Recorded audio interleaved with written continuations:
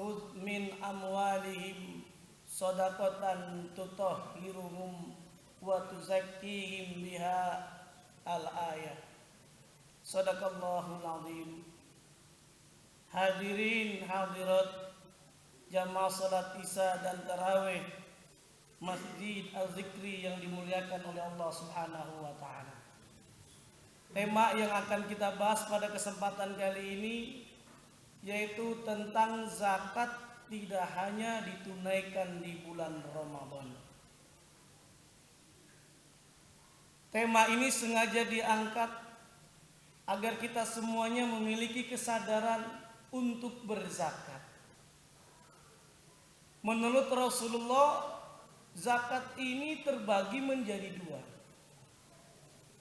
Ada yang namanya zakatun nafs, ada yang namanya zakatul mal. Zakatun nafs dikenal oleh kita semuanya namanya zakat fitri.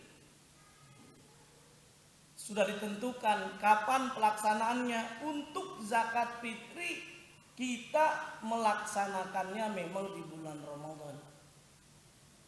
Batas maksimal sebelum khotib turun dari mimbar. Maka ini batas kita mengeluarkan zakat fitri. Boleh konsumtif, boleh langsung dimakan dengan beras. Kalau di zaman Rasulullah dengan tamar, dengan korma. Oleh karena Rasulullah memerintahkan kita semuanya yang masih hidup untuk menunaikan zakat fitri. Walaupun kita punya bayi, umpamanya ibu baru lahir tanggal 30 Ramadan, kira-kira wajib zakat fitri atau tidak kira-kira? Wajib zakat fitri karena masih ada nyawa. Farada Rasulullah sallallahu alaihi wasallam zakat al-fitri so'an min tamrin. Kalau zakat fitrah itu ulama umumnya menerjemahkan satu so' sesuai dengan yang kita biasa makan. Yaitu berapa? Kurang lebih 2,5 kilogram atau 3,5 liter yang mana yang dipakai. Ulama menyatakan boleh pakai beras, pakai barang, atau dalam bentuk uang. Ini memang kalau zakat fitri di bulan Ramadan. Tapi kalau kita memiliki harta yang dikategorikan zakatul mal, umpamanya punya pertanian. Punya pertanian, saya tanya bapak-bapak, ibu-ibu, panennya biasa setahun berapa kali? 2 kali. Sekarang ada juga setahun 3 kali. Berdasarkan firman Allah surah Al-An'am ayat 141, Allah telah tegaskan zakat pertanian itu ditunaikan bukan setahun sekali, tetapi saat panen. Wa atu haqqahu yauma asodi, tunaikanlah hak, keluarkanlah zakat saat kita panen. Ada kajian kontemporer, kalau itu pertanian ditunaikan setahun 3 kali, tidak harus menunggu Ramadan. Kalau panennya umpamanya bulan Muharram, ya ditunaikan di bulan Muharram. Kalau panennya di bulan Rabiul Akhir, ya ditunaikan di bulan Rabiul Akhir. Jangan menunggu di bulan Ramadan. Bagaimana dengan zakat profesi? Bapak-bapak kalau gajian panennya berapa? Setahun sekali apa sebulan sekali? Sebulan sekali. Makanya ulama ada yang mengkiaskan zakat profesi ini seperti zakat pertanian, ditunaikan bukan di bulan Ramadan.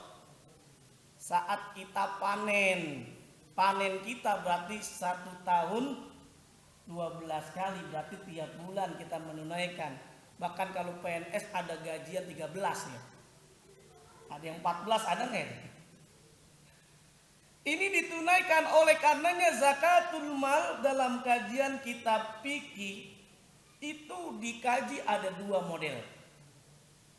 Namanya zakatul mal at-tafsiliyah, ada zakatul mal al-ijmaliyah. Apa itu zakat mal at-tafsiliyah? Zakat harta yang sudah dicontohkan oleh Rasulullah Shallallahu Alaihi Wasallam dan para sahabat. Contohnya apa? Emas, perak, peternakan, pertanian, perdagangan, rikas. Ini yang namanya zakat mal at-tafsiliyah yang secara terinci sudah dipraktekkan oleh Rasulullah. Bagaimana perkembangan ekonomi modern? Umat Islam sudah tidak lagi banyak bertani, mereka dalam bidang jasa. Jadi pengacara, jadi dokter. Oleh karenanya menurut ulama-ulama kontemporer yang telah dipopulerkan oleh Syekh Yusuf Al-Qardawi di dalam kitabnya Fiqhuz Zakah ditegaskan al-ijmaliyah, seluruh harta yang kita miliki dan itu cukup nisab. Batas kita mengeluarkan zakat, maka wajib ditunaikan zakat. Makanya bentuknya adalah umum, ijmaliyah. Sebagaimana firman Allah lebih cenderung umum. Khudh min amwalihim, ambillah, pungutlah harta mereka. Tidak harta khusus sebagaimana yang dicontohkan oleh Khalifah Umar bin Khattab. Pada masa sahabat Abu Bakar As-Siddiq, pada masa Rasulullah, kuda itu tidak dipungut zakat.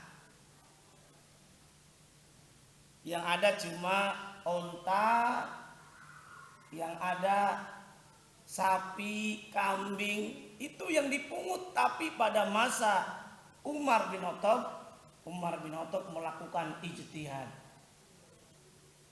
Karena kuda dijadikan komoditas, kuda menjadi orang kaya raya, kuda dijadikan alat perdagangan yang sangat luar biasa pada masa itu, maka pada masa Umar bin Khattab zakat kuda dipungut. Bahkan pada masa Muawiyah bin Abi Sufyan, termasuk sahabat, kategori adalah sahabat Rasulullah, ketika menjadi khalifah, dia memungut gaji karyawannya, yaitu sebulan sekali 2,5%, yang sangat fenomenal, yang telah ditegaskan oleh Abu Ubaid dalam kitabnya Kitabul Amwal.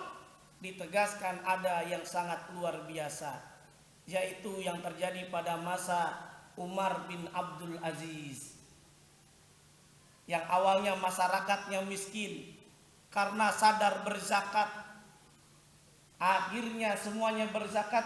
Akhirnya ada konsep 4M. Apa itu 4M? Bukan mencuci, mengubur, menguras, bukan. 4M itu merubah mustahik menjadi muzaki. Apa bu 4M? Merubah mustahik menjadi muzaki. Mustahik itu orang yang mendapatkan hak zakat. Kemudian karena dia mendapatkan bantuan modal, usaha, buat dia buka usaha, dapat bantuan modal bukan dari rentenir, dari zakat. Akhirnya lama-kelamaan dia bisa bersedekah, infak, lama-kelamaan dia bisa berzakat. Sebagaimana dicontohkan, Khalifah Umar bin Abdul Aziz tidak berkuasanya enggak lama, cuma 2 tahun lamanya. Tapi ada pergerakan yang luar biasa. Umar bin Abdul Aziz dia menguasai dunia, 3/4 dunia. Dari Mekah sampai ke Andalusia, Spanyol, ke Yaman, itu dikuasai oleh kerajaan Umar bin Abdul Aziz. Oleh karenanya hadirin yang dimuliakan oleh Allah Subhanahu wa taala,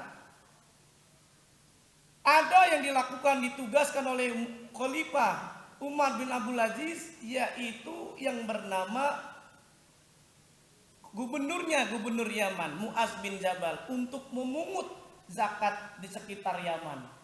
Semester yang pertama zakat yang dikumpulkan, setelah dibagikan semuanya mendapatkan zakat, orang yang berhak mendapatkan zakat, ternyata masih ada sisa, ada saldo sepertiganya kemudian sepertiganya dibalikkan ke pusat.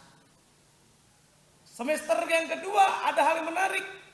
Ternyata kesadaran berzakat meningkat. Orang yang awalnya berhak mendapat zakat, dia berzakat. Akhirnya ketika zakat dikumpulkan, sisanya adalah setengah. Berikutnya sampai 3/4, yang sampai akhirnya 100% dibalikkan. Ditanya oleh Rasulullah, ditanya oleh